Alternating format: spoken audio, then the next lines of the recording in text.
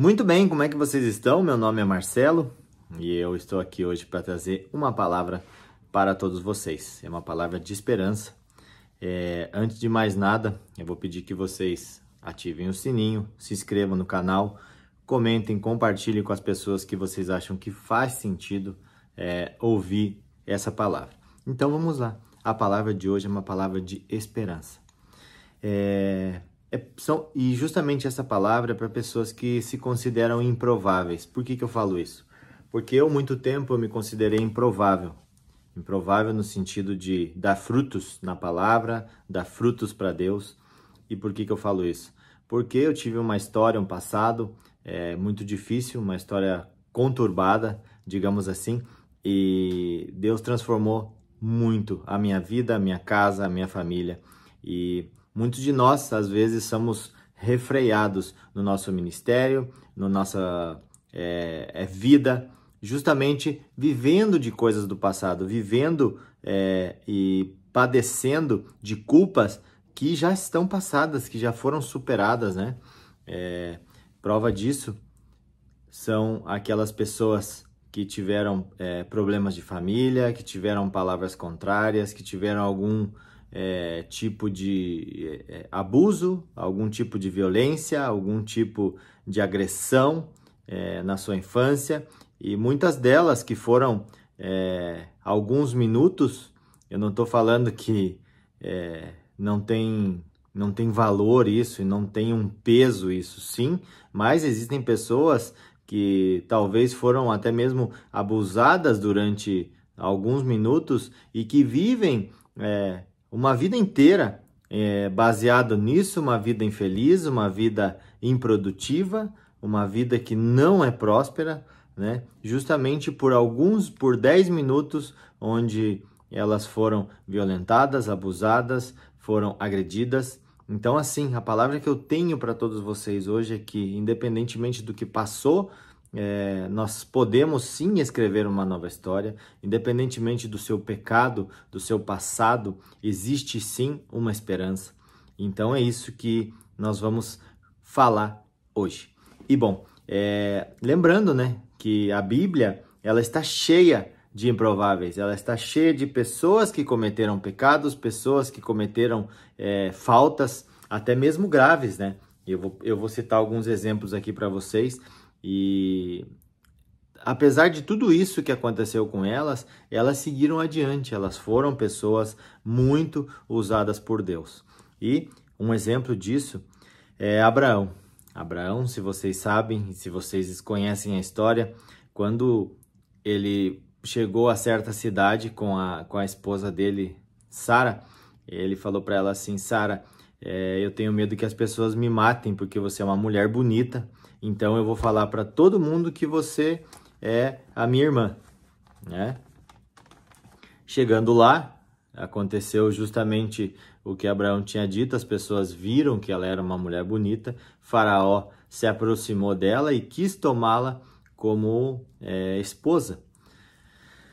Lendo a história inteira, depois que Faraó descobriu, né, que Sara era a esposa de Abraão, ele ficou revoltado, ficou triste, ficou muito bravo e perguntou, né, por que você fez isso, Abraão? Por que você mentiu? Então, assim, Abraão, que é o pai das nações, ele mentiu. Assim como todos nós temos problemas, temos defeitos. O que eu venho dizer para vocês aqui hoje não é que a gente está liberado para pecar, ok? Que fique muito claro isso. Nós não estamos liberados para pecar, mas sim nós temos o perdão. E cada dia mais, conforme mais nos enchemos, mais preenchemos os espaços, as lacunas, os pecados, os erros, os defeitos do Espírito Santo, da presença de Deus, menos vai ocorrer isso nas nossas vidas. Por exemplo, Moisés, todos sabem também, a história conta que ele matou um egípcio, né? Noé passou 120 anos construindo uma arca, em um lugar onde não chovia, como a Bíblia fala, né? A água brotava da terra. E um certo dia Noé se embriagou, ficou peladão, doidão lá, e conta assim muito de maneira até engraçada, né? Que naquele tempo os filhos sequer olhavam um pai nu, e fala que os filhos dele o encontraram assim, nu, bebadão, loucão, e o taparam, né? Bom, temos um exemplo muito claro, o homem segundo o coração de Deus. Quem é ele? Você sabe? É o tal do Davi, né? Davi era um homem segundo o coração de Deus, era um homem temente a Deus, era um homem que dizia que queria estar na presença de Deus todos os dias da sua vida, mas Davi cometeu muitos erros. Davi cobiçou a mulher do próximo, Davi adulterou, Davi mandou o esposo de Batseba em frente da batalha e falar: manda ele lá, solta ele literalmente aos leões e recuem para que ele morra. Então, assim, ele cometeu muitos pecados, ele fez coisas muito graves, mas pode ter certeza que ele se arrependeu de todo o seu coração. E aí está a chave. Se você se arrepende de todo o teu coração, você deixa de fazer aquilo que você está fazendo de errado, as coisas mudam, Deus perdoa sim, porque Deus não resiste a um coração contrito, um coração quebrantado. O próprio Pedro, às vezes eu fico meio abalado com essa passagem. Como é que é possível? Pedro andou com Jesus durante o ministério de Jesus. Pedro viu os inúmeros milagres, as multiplicações de pães, andar sobre a água, a transfiguração. A palavra mesmo fala que nem todos os livros caberiam todos os milagres que Jesus fez. Pedro andou, Pedro viveu com Jesus ao lado, sofreu todas as dores, sofreu as aflições também, mas o poder de Deus sobre a vida, a sabedoria de Deus sobre a vida de Jesus. E mesmo assim, Pedro, como ser humano, como carne, pecou em negar Jesus. Quantos de nós negamos Jesus, né? No nosso dia a dia, no nosso caminhar, na nossa vida? Então, assim, por que eu estou falando tudo isso para vocês? Que não tem problema o que acontece, não tem problema se pecamos. Inclusive, a Bíblia mesmo ela fala que não existe um único sequer que não cometa falhas, que não cometa pecados no mundo, né? Perdão, eu estou dizendo que o pecado ele existe, eu estou dizendo que o pecado ele se faz presente sim nas nossas vidas, no nosso dia a dia, mas que isso não define quem nós somos. O que define quem nós somos é a escolha que nós temos, é aceitar o sacrifício de Jesus por cada um de nós. Então, assim, a lista de nomes de homens, de mulheres, na Bíblia ela é muito grande.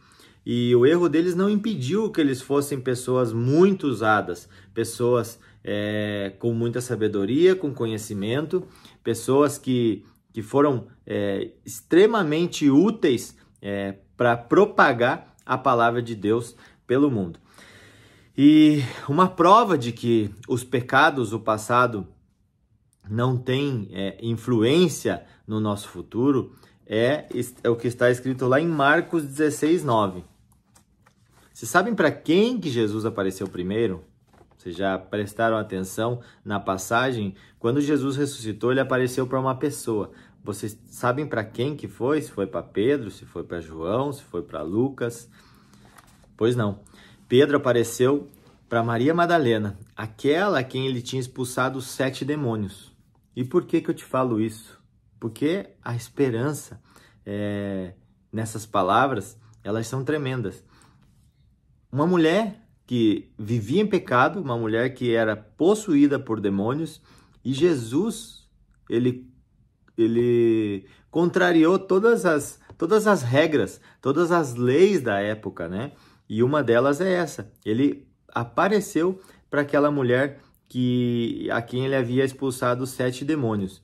Então Jesus não se importou com o passado daquela mulher. Jesus não se importa com o seu ontem. Jesus se importa com o seu agora e com o que será de você amanhã. Um improvável do dia para a noite, ele não para de ir a bares, ele não para de escutar uma música do mundo, ele não para de fumar, ele não para de beber. Se acontece isso, ótimo, perfeito, né? Isso é uma experiência com o Espírito Santo, uma experiência com Deus que você vai tendo diariamente e que isso vai transformando a tua vida.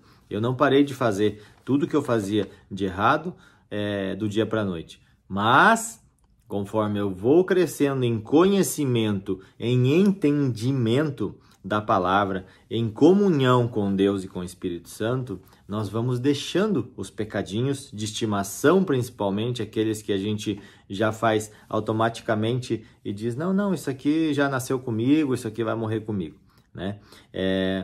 Em Romanos 3, 10, 11 fala, se não há um justo sequer na terra, pare de se acusar, pare de ser acusado, se arrependa de coração, não permita principalmente que outras pessoas te acusem e falem assim, nossa, mas você não tem jeito, ou fulano, você não tem jeito, você já pecou demais, você já matou, você já roubou, se prostituiu, se drogou e fica na vida que você estava mesmo, você já está perdido. Não.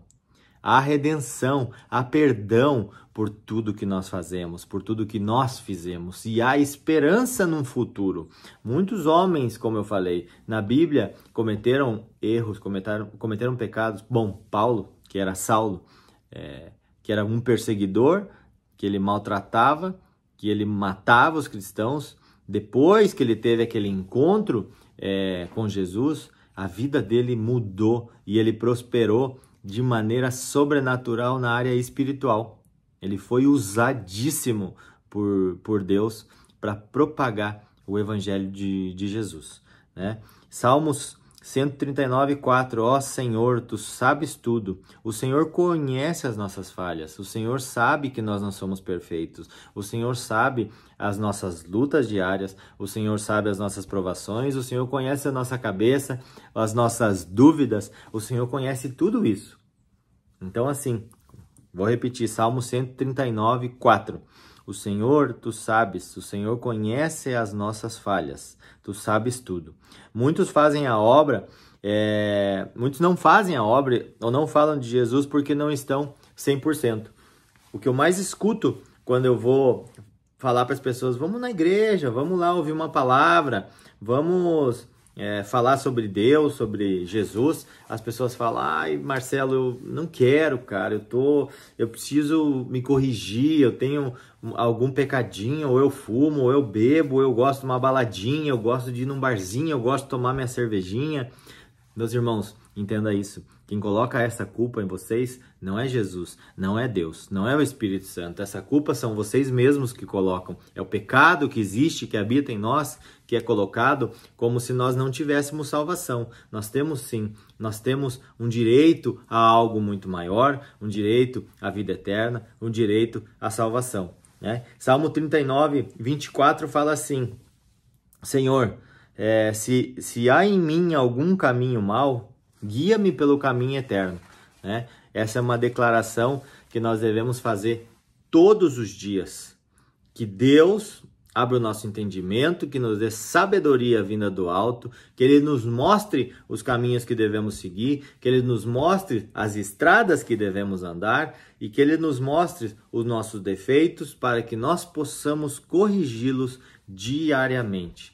Pedindo perdão, aceitando o sacrifício de Jesus e fazendo com que, assim como diz a palavra, tudo se fez novo, as coisas novas ficaram para trás, né? Então eu queria que você falasse assim agora, coloca a mão no seu peito aí e fala assim, eu sou um improvável, Deus ama os improváveis, Jesus morreu pelo improvável aqui. E agora diz assim, eu vou fazer valer a pena o sacrifício por mim. Lembre-se, todos nós éramos órfãos de Pai Celestial. A partir do momento que o pecado entrou no mundo, nós nos tornamos órfãos. Mas Jesus, quando Ele desceu na terra, de carne e osso, Ele se transformou em homem e Ele sofreu as dores, as tentações, sofreu todas as mágoas, angústias, humilhações necessárias que um ser humano sofre na pele. Jesus sofreu tudo isso na pele para saber o que nós passamos. Então, assim, não vem me dizer, Jesus era filho de Deus e ele não sabe como é que é a minha vida. Ele não sabe do meu sofrimento. Eu posso te dizer e te afirmar que Jesus sofreu muito mais do que você ou eu sofremos no nosso dia a dia. Não conheço a vida de cada um de vocês, mas Jesus sofreu todas as tentações possíveis, todas as mágoas possíveis, toda a humilhação possível e todas as dores na morte dele. Se você quiser, pesquisa aí a morte de Jesus segundo os médicos e você vai ver quanta dor Jesus sofreu. A sua dor às vezes é tão pequenininha e você fala que Deus não existe ou que Deus não cuida de você. Preste muita atenção. Seja mais agradecido por tudo que você tem. Seja mais agradecido pelas coisas que você tem, pela sua vida, pela sua saúde. Se você está com dor no braço, agradece que você tem braço ainda. Se você está com dor no pé, no joelho, agradece. Você tem um pé, você tem um joelho. Comece a ser agradecido e você vai ver que isso é como as pessoas falam, que o universo vai conspirar a seu favor. Deus vai conspirar a seu favor, assim como ele faz todos os dias. Mas o que é que ele quer? O que é que Deus se alegra? De um coração contrito, de um coração quebrantado, de uma pessoa agradecida. Amém? Dê o seu melhor todos os dias, pois Jesus já deu o melhor dele para você. Eu espero que essa palavra faça sentido para cada um de vocês. Eu espero que essa palavra traga um alento novo, uma alegria nova para vocês. Porque eu era um improvável, eu sou um improvável. Talvez você também seja um improvável e muitos digam, você não tem jeito. Você tem jeito, assim como eu tive jeito. Porque o mais alto preço, a maior prova de amor da história foi paga. E foi por mim. E foi por você, tá bom? Deus abençoe a vida de cada um. Tamo junto. Comenta aí, compartilha para as pessoas que você sabe que precisam ouvir essa palavra.